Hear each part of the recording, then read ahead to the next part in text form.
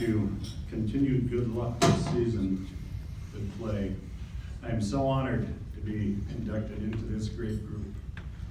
Congratulations to former inductees here, the current inductees for tonight, all the great coaches and teams. I'm thankful my family is here with me tonight. My mom, Lois Negan-Holland, my wife, Jan, my son, Jesse, daughter, and his grandson,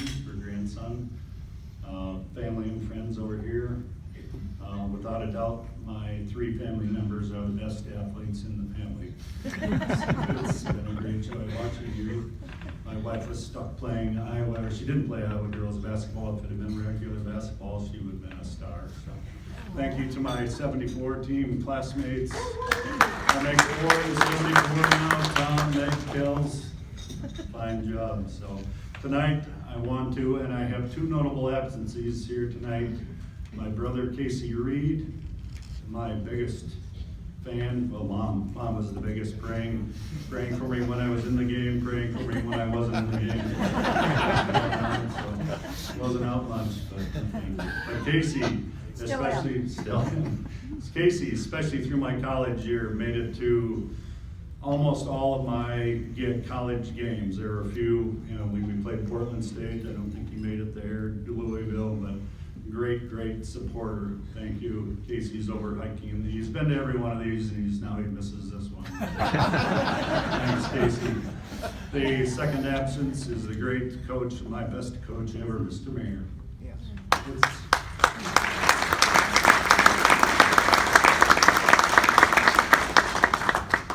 From Mr. Mayor that I received the highest accolade. I've heard this from many present friends of his. I heard it during a radio interview where he considered me to be one of the finest, if not the finest, football players that he had coached. Thank you, Mr. Mayor. Now let's talk about me, my football career. I can talk about this. I started playing football in 4th grade. Rochester had some crazy rules back then. It was weight-based. I was a big kid. I always got to shop in the Husky section of the store. So I played on the heavyweights. Well, that meant I played with the 6th, 7th, and 8th graders. I hated it that year. I was picked on. I went out, I think, as a 5th grader. I maybe showed up for a day or 2, and then quit, didn't play. Showed up again as a 6th grader, started playing youth football, and encountered some of the great names of Lourdes High School, Bill Canfield being one. Formative encounters. Bill was a defensive back. I was a linebacker. I made a half-hearted attempt at a tackle. Bill comes up to me, grabs me, he says, "You do that again, and I'm going to kick your butt." Lesson learned: if you're going to hit people, hit them hard. So I played then again in 7th grade. Then 8th grade, another weight rule. I had visions of maybe being a running back or an end or something like that, but you had to be under a certain weight. So I bought some weight loss pills. Mom found those and put it into that. Then I was out biking in town over close to John Marshall. That's what we did when we were kids. We biked a little bit farther away than a block. I encountered my cousin Dick Nagan and Dick Rosner, and I was talking about my dilemma of where I was going to play. And Dick said, "Well, why don't you go play at Lourdes? You can play there as an 8th grader." That explains the 5 years of football. I did not flunk my freshman year. So it was, and I had the opportunity of playing on that team, playing with the great Steve Gackey, who had 1 year of football and then went on to other great endeavors with the Gackey family. But it got me into the Lourdes system, the Lourdes Hall of Fame. I joined my classmate Mark Daly as an 8th grader, and he reminded we played every sport together through those seasons, through grade school and high school. Thank you, Mark.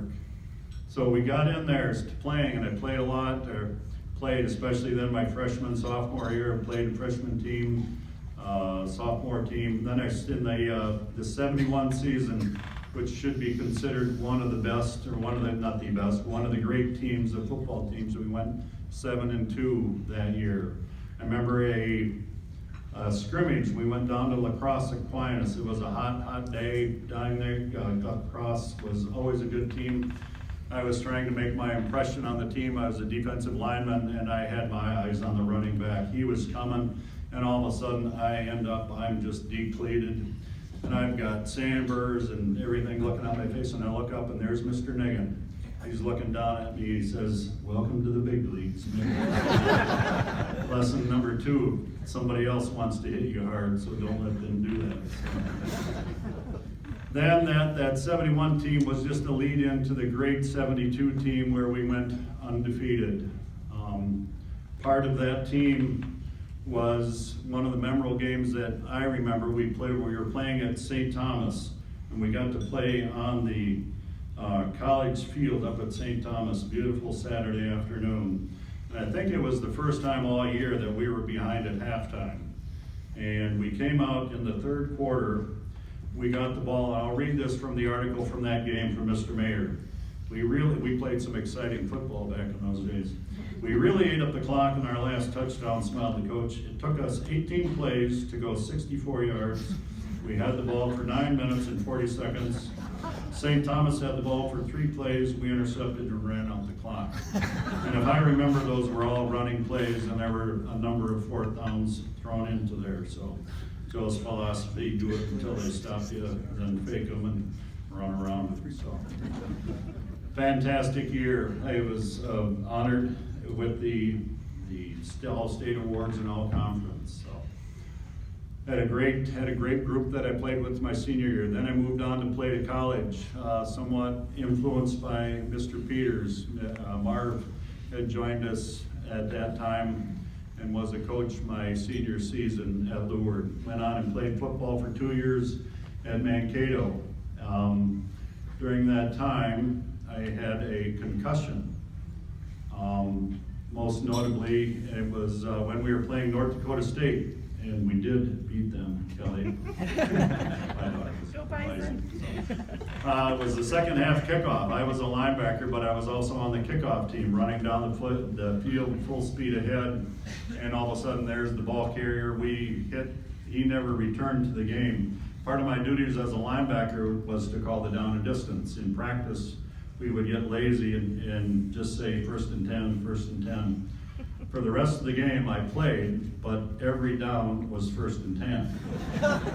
1st and 10. I woke up in the middle of the 4th quarter, still playing this whole time. Those are some interesting films to watch. So, I don't recall ever seeing a doctor, the protocol, how you doing? You wouldn't lose your spot, so back in the game you went. And we were up in North Dakota State. I think I went in and out of consciousness a few times there. So I forgot to talk about weight training back in our high school days and the Nigan family.